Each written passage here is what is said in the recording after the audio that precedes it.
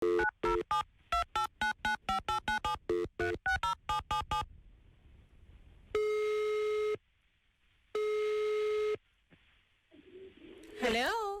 Hello. Mambo vipi?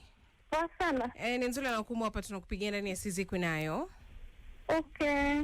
Umetuma ujumbe unasema kwamba uko na jambo Ya, na jambo. Mwanzo kwema mami? Si sana. Si kwema Pole. Karibu sana ndani ya Sizikwi Nayo mami. Jambo lako ni gani? Sasa hivi na miaka 20. Nina mtoto wa miaka 2, niliolewa nikiwa na miaka 17. Uliolewa ukiwa 17 years old? Ya. Aliyekuwa alikuwa na miaka mingapi? Alikuwa 22. Alikuwa 22. Wakati unaolewa ukiwa na miaka 17, wazazi wako wapo? Mama na baba wapo?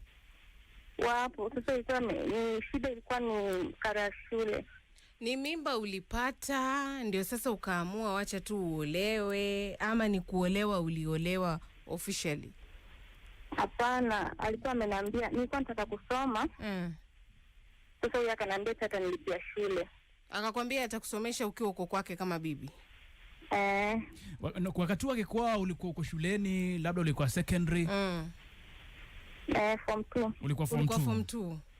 Lakini kwa nimekaa kama miezi miwili sijaenda shule, sikuwa nimelipa shule. Au kwa na mimba lakini? Nilipa sawa tu. Akakwambia ni kuoe alafu nikusomeshe? Niambia hivyo. Na wazazi? Sikumwambia mama wala baba juu niliona maisha ndani ya magumu, nikatoka tu. So ulielope? Mami na dadia wako kufuata labda kutaka kujua kwamba labda umeenda wapi? Sasa wakati nimefika kule ndo nikapiga simu, lakini hawakushughulika. Baba aliniambia juu umeenda ubaki huko. Ulipigia baba na mama simu wakati ushafika kwa mwanaume kwamba jamani mimi nimeenda kwa ndoa? Alafu nikamwambia eti ameniambia atanipeleka shule. Baba akaniambia ni yako, baki huko. Mama yeye alisemaje? Sasa unajua baba ni mkali, mama alisema chochote. Mama yeye aliridhia tu kile ambacho baba amesema? Na baba labda alikuwa anasema kwa hasira ama alikuwa anasema kwa sababu pia ameridhia labda? Alikuwa anasema kwa hasira. Mimi nikamuuliza sasa, nikaa pale nyumbani hajanilipia shule, anasema ana pesa lakini huyu mkubwa wangu anamsomesha. So huyu mwanaume yeye alikwambia atakusomesha ukiwa kwa nyumba yake, na baada kuna umri mdogo pia. Wakati huu alikuwa anafanya kazi gani azinibaki kakushawishi kwamba anaweza kukusomesha? Wakati nilikuwa nyumbani tulipatana tu kwa simu, akanidanganya eti anafanya kwa kampuni. Mlipatana kwa simu? Ni mtu tu alinipa namba. Mtu tu alikupa namba na wewe uka fall in love? Ni jirani tu. Sasa wakati nimeongea naye nikasikia ananiambia atanisomesha nini, nikasema ngoja nikaende. Kwa hivyo hata ukikutana naye na ukianza kuishi naye, si eti ni mtu mlikuwa mnajuana, mmechumbiana kwa muda? Amna, sikuwa namjua.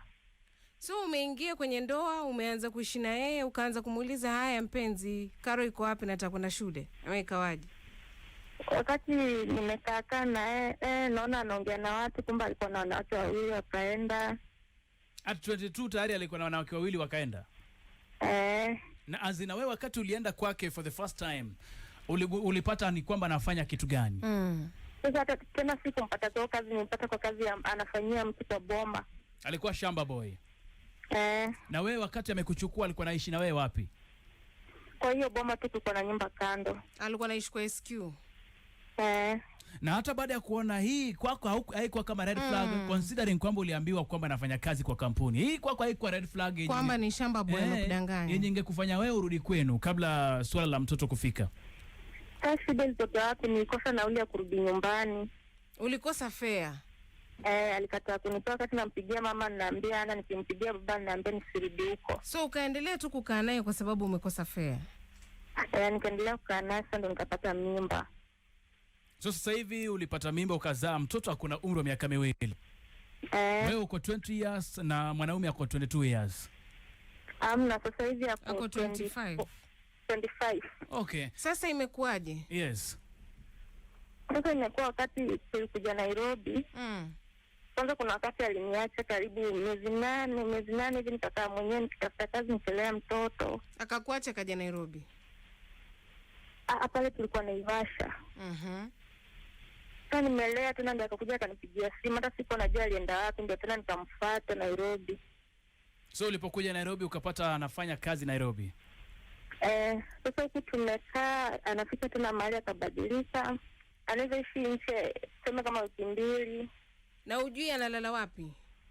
Sijui, akienda anafunga simu. For 2 weeks ujui amelala wapi na amekufungia simu? Akikuja nikimuuliza anasema tu mimi nipo sawa tu. Na ukimuuliza alikuwa wapi anakuambia ako sawa? Ako sawa. Na ukimuuliza kwa nini alikuzimia simu na wewe ni mke wake, mama wa mtoto wake, anakuambia nini? Kwanza hata azimi, anaacha line ndani, anaacha kwa nyumba. Anaacha line kwa nyumba. Na pesa ya matumizi huwa amekuachia? Amna, acha sana nakula kwa jirani tu. Unakula kwa jirani? Yaani unamuomba jirani chakula? Mama, uko na family planning sahi? Sasa ndio story inakuja hivi, nikakuja nikapata mimba nyingine. Sasa ilikuwa mwezi 8. Mwezi wa 8 last year? Boli ilikuwa 8 months. Mimba ilikuwa miezi 8. Na ulipata baada ya hii patapotea, anapotea, anarudi, anapotea, anarudi. Sasa nikaona kuna siku eti nimeamka naona naanza kubleed. Nikaenda hospitali, nikafika huko nikafanyiwa scan. Sijui zile dawa walinipea ama nini, wakaniambia eti mtoto amekufia kwa tumbo. Pole sana. Pole sana. Pole mami. Ndo nikafanyiwa CS. No, sorry.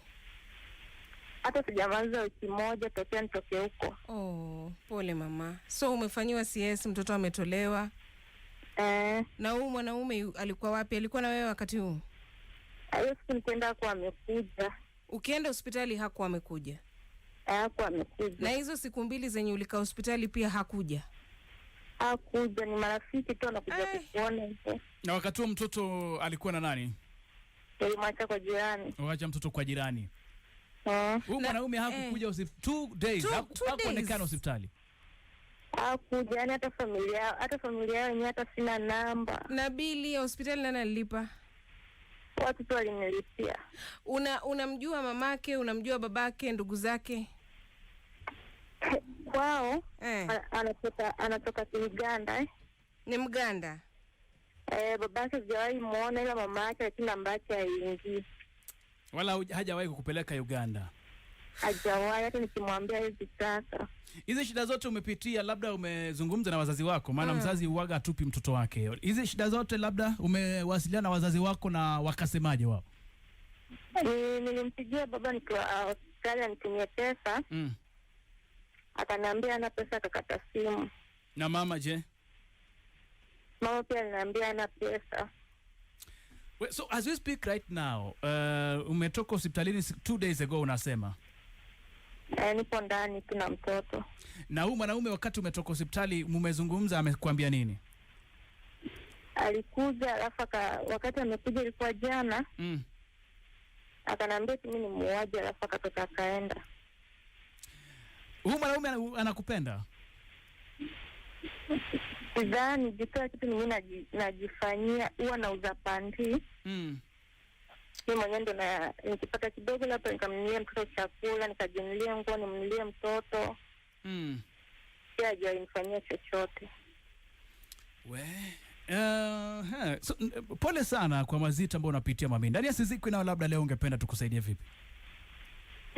Yaani kwanza kwa ushauri nilikuwa nimesema labda ni mtoto niko na alafu na mimi. Umefikiria kuua mtoto wako? Tafadhali. Mami unanisikia? Huyu mwanaume anaweza kuwa yeye ni fedhuli, anaweza kuwa yeye ni kila kitu kibaya. Majina yote mabaya tunaweza mpa leo. But your child is innocent. Kwanza mtoto wako hajui kama wewe na babake mlipatanaje. Hajui kama unalala njaa, unakula kwa jirani. Please don't hurt that child. Hata afadhali umpeleke police station leo, umpeane.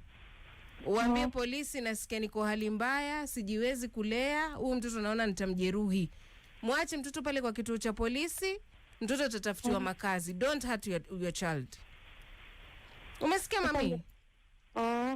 Kwa sababu utaua mtoto na wewe unajua utaenda wapi? Ukiua unaenda wapi? Amna, nilikuwa nimesema nikimpatia kama dawa na mtu na kunywa.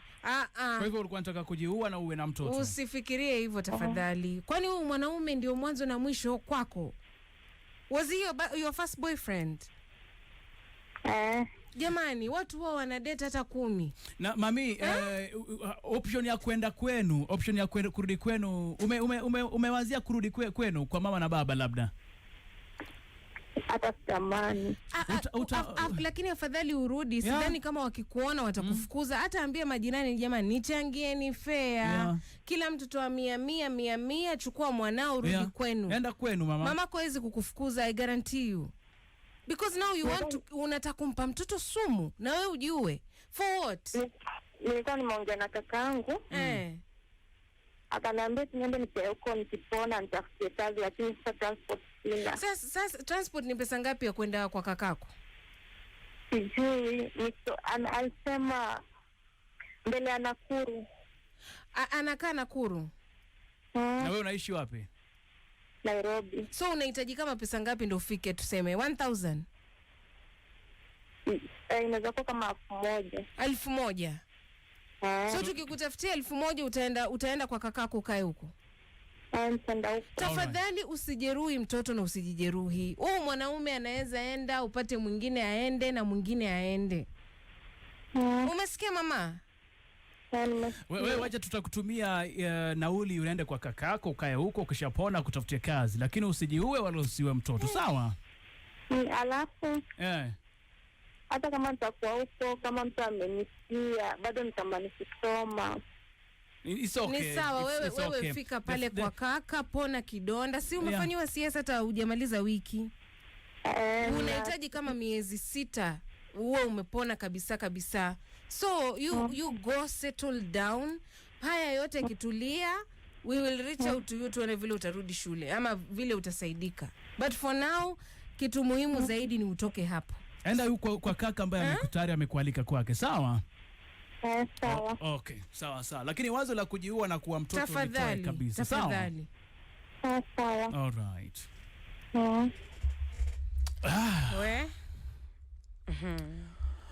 Ni changamoto Nzula, ni changamoto sana, na nashangaa kwa nini hao wazazi walikubali at 17 years. Imagine. Mtoto akaenda eti anaenda kuolewa. Lakini unajua pia yeye anasema alielope.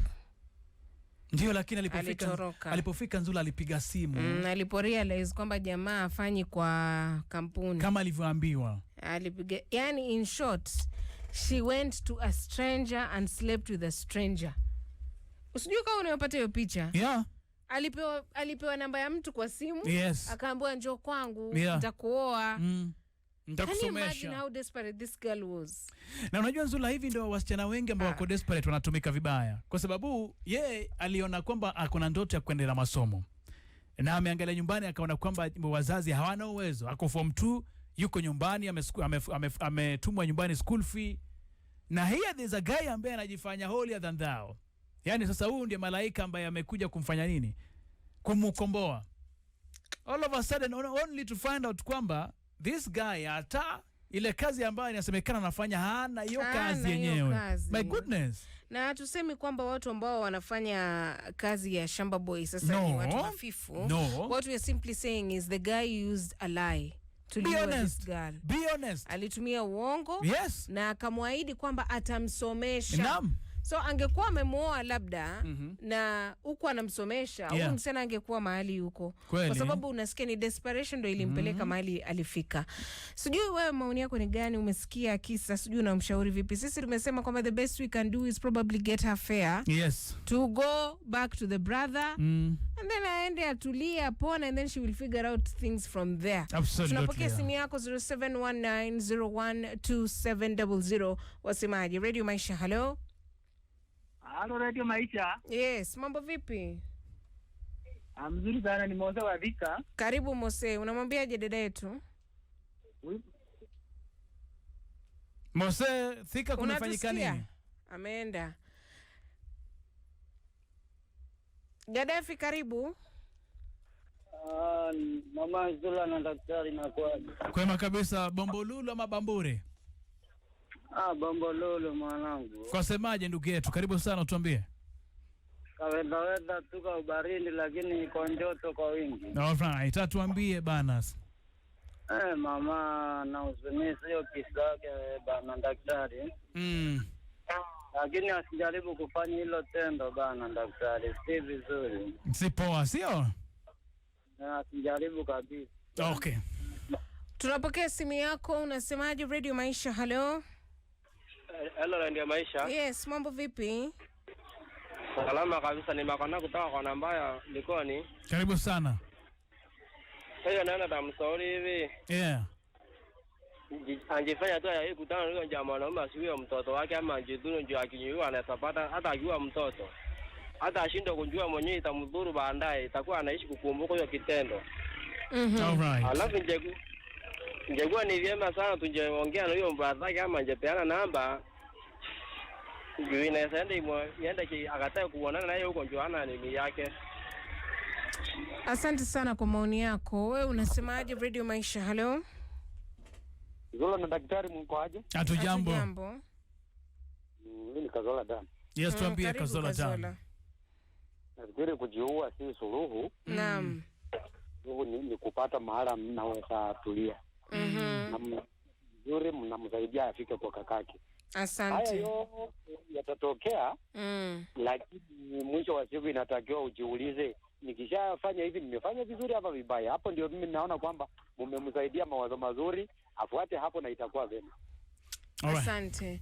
Nadhani yule kaka wa awali alikuwa anasema kabla tupeane fare to confirm kwamba kaka bado anamkaribisha. Yeah, tutadhibitisha hilo. Akaenda akawa sasa ndio wako stranded kabisa. Yes, exactly. Yeah. And you know, Okumu, as someone who has gone through CS, I understand what this woman is going through. And from the point of sasa una kidonda. Yes. Na hauna mtoto. Unauguza kidonda na mtoto umepoteza. Yes. Yule mwandani wako ambao ulikuwa unatarajia kwamba atasimama na wewe kwa hali na mali, kwa giza na kwa mwanga, haonekani. Na zaidi ya hayo anakuambia wewe ni muuaji. Na isitoshe pia uko na mtoto mdogo. Na hachangii chochote. Na huyu msichana amepitia bwana. Huyu jamaa itabidi ameregeshwa Uganda. Radio Maisha, hello. Radio Maisha. Yes, mambo vipi? Mambo poa, ni Paul wa Bungoma kutoka Okanya. Karibu sana. Paul. Ya sasa tunaambia huyo sister yetu kwanza pole maisha anapitia. Naam. Akifanya hiyo yenye alikuwa anataka kuwa mtoto, najua sasa mtoto hana hatia yoyote. Kweli. Ni akiua hapo yeye ndiye atapata laana. Alafu sasa anaweza patiana namba tumchangie kitu kidogo jiwana ya kukula. Sasa hiyo mchango kama unataka kumsaidia huyu dada, unaweza ukaslide kwenye page ya Okumu. Si unajua page yetu ya Radio Maisha? Ya, najua. Enda uangalie account ambayo imekuwa tagged hapo ni ya Weekly for Okumu, alafu inbox alafu Okumu atakupatia namba mahali unaweza ukatuma hiyo pesa yako. Kama unataka kumsaidia huyu dada, nenda kwenye ukurasa wa Radio Maisha, utaona ile page ambayo Okumu amekuwa tagged kwenye post ya leo. Huyo ndio Okumu original. Yes. Alafu unamtumia inbox. Bila shaka. Radio Maisha, hello. Radio Maisha, hello. Hello mama. Mambo. Hatujambo, nani mwenzetu? Nizema kutoka pipeline. Mimi nimesema hivi, naam, nimetabula zaidi. Kama mashabiki tuingie kwa mfuko, unaweza sema kakake aende hata amzimie simu, hata azima ali anakaa. Yeah. Wote tuchange, akikaka, akipona atatafuta yule kakake baadaye. Okay, sasa wacha tufanye hivi.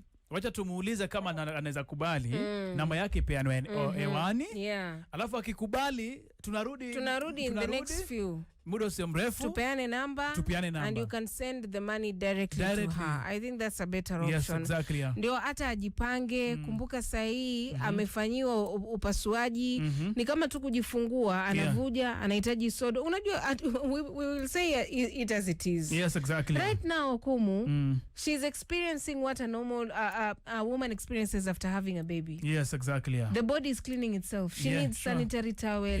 anahitaji yale vizuri, virutubisho, arudishe nguvu. Unajua sasa hivi anafaa kulata balance diet. Yes, ndo hata kama atatoka kwenye hii ndoa, atoke akiwa anajua jamani, niko na 2,000 iko kando. Yes. In case kule kaka aende aniambie siko, I can find my way back home. Bila shaka, na tunazungumza naye pembeni off mic, alafu tukirudi tutakuwa nasema kama amekubali namba yake tupiane hewani kwa mtu yeyote ambaye anataka kumtumia kakitu kama ni 100, 200, mtu yeyote ambaye ameguswa. Maana sisi tulikuwa tumeahidi kwamba tutahakikisha kwamba tumemtumia nauli, ameenda kwa kakake ambaye amemwalika, lakini pia kama umeguswa, maana wanasema jamani, chango ni kuchangizana. Na siku zote bana, yeyote ambaye akona utu na roho ya kusaidia, kusaidia siku zote si uwezo kabisa, ni roho tunakuwa na utu. So tunarudi hewani katika muda soko mrefu, tutakuwa tumesha confirm iwapo namba tunapeana au la. Au ukijua kwamba ukishapata namba, please don't harass her. Usimpigie simu. Usianze sasa kumwambia mimi naweza kukuoa nikuchukue na mtoto. Tafadhali. Na